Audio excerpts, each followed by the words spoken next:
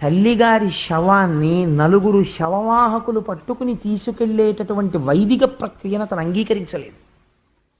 పక్షులు తింటే కడుపు నిండుతుంది, అలా చెయ్యాలి, నేను సముద్రపు ఒడ్డున పారేస్తానన్నాడు. అంటే అలా చెయ్యొద్దని చెప్పి బంధువులందరూ ప్రాధేయపడి ఆవిడికి అంత్యేష్టి సంస్కారం నిర్వహించారనుకోండి, ఎంతమంది ఏమన్నా ఇవాళ తను మాత్రం ఆ స్థాయిలోనే ఉన్నాడు.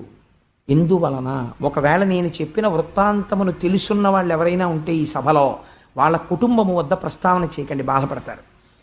కాబట్టి ఎందువల్ల ఇంత మార్పు వచ్చింది చెప్పండి నాకు. ఒక భార్య వల్ల వచ్చేసింది.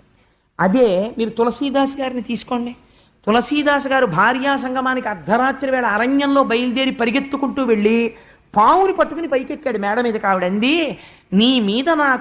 నా మీద నీకున్న భ్రాంతిలో 1,00,000 వంతు ఈశ్వరుడి మీద ఉంటే తరించిపోదురా అంది. తులసీదాస్ గారు మహాభక్తుడై